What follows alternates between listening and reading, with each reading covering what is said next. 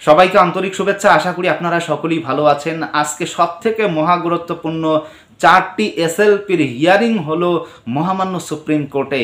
আপনারা সকলেই জানেন যে এসএসসি ইতিমধ্যে 2016 সালের প্যানেলে অসংখ্য দুর্নীতির অভিযোগ উঠে এসেছে এবং সেই অভিযোগের ভিত্তিতে মহামান্য কলকাতা হাইকোর্টের ডিভিশন বেঞ্চ প্রায় 26,000 চাকুরিরত চাকুরি প্রার্থীদের চাকুরি থেকে বরখাস্ত করেছে এবং সেটাকেই চ্যালেঞ্জ করে কিন্তু এসএলপি দায়ের হয়। সেই এসএলপির হিয়ারিং কিন্তু আজকে হলো এবং আজকে কি বিষয় ফুটে উঠে এসেছে খুবই কম সময় আপনাদের বলার চেষ্টা করছি। আপনারা সকলেই জানেন যে এই স্বচ্ছ এবং অস্বচ্ছের জন্য কলকাতা হাইকোর্টের তৎকালীন বিচারপতি অভিজিৎ গঙ্গোপাধ্যায় তিনি যে রায় দিয়েছিলেন, তিনি যে সিবিআই তদন্তের কথা বলেছিলেন, তিনি প্রায় যতজন চাকুরি প্রার্থীদের চাকুরি থেকে বরখাস্ত করেছিলেন, সেই বিষয়টা কিন্তু আজকে মহামান্য সুপ্রিম কোর্টে প্রথম পর্যায়ে ফুটে উঠে এসেছিল। তারপরেই কিন্তু প্রায় অনেক প্রশ্ন উঠে এসেছিল, সেখানে উঠে এসেছে যে কেন এই র্যাঙ্কের হেরফের হয়েছে, কেন সেখানে ওএমআর সাদা ছিল, এই প্রশ্নগুলো কিন্তু করা হয়েছিল।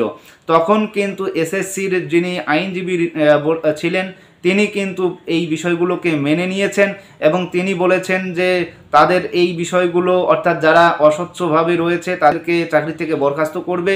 কিন্তু এই যে সামান্য সংখ্যক অস্বচ্ছ রয়েছে 9, 10, 11, 12 প্রায় 1300 মতো চাকুরি প্রার্থী, তাদের জন্য কেন প্রায় 17-18 হাজার চাকুরি প্রার্থী ভুগবে, সেই বিষয়টা খুব সুন্দরভাবে উপস্থাপন করা হয় এবং তারপরেই কিন্তু চলে আসে সেই ওএমআর শিট বিষয়টা। আপনারা সকলেই জানেন যে ওএমআর শিটের সম্পূর্ণ দায়িত্ব দেওয়া হয়েছিল একটা বেসরকারি সংস্থা নাইসাকে এবং নাইসা কিন্তু এই দায়িত্ব গ্রহণ করে আর নাইসার কাছে সমস্ত ধরনের ডেটা বা তথ্য রয়েছে, অর্থাৎ ওএমআরের স্ক্যান কপি রয়েছে।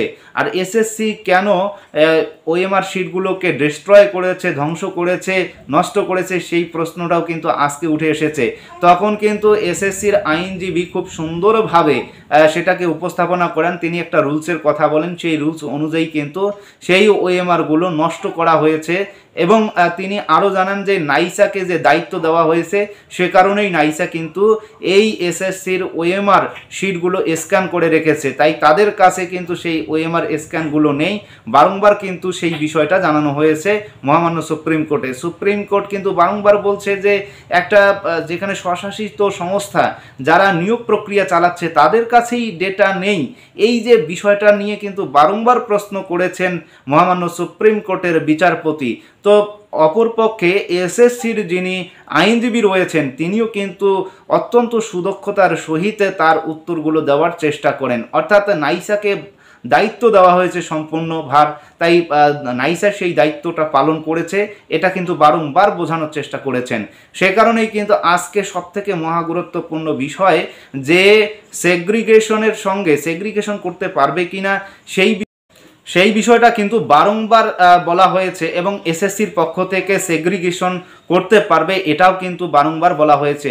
সুতরাং তারপরেই কিন্তু আমরা যে বিষয়টা দেখলাম যে পর্ষদের আইনজীবী তিনি কিন্তু মহামান্য সুপ্রিম কোর্টে তার হিয়ারিং শুরু করেন এবং তিনি একটা অত্যন্ত দারুণ প্রবাদ বলেছিলেন যে যদি মাথা ব্যথা হয় তাহলে সেই পুরো মাথাটাকেই কেটে বাদ দিতে হবে, এমনটা নয়। সুতরাং এই যে দারুণ প্রবাদ এবং এই যে হিয়ারিংটা খুব দারুণ হয়েছে, অবশ্যই আমরা পরবর্তী হিয়ারিংয়ে কী হয় আপনাদের জানিয়ে দেওয়ার চেষ্টা করব। ধন্যবাদ।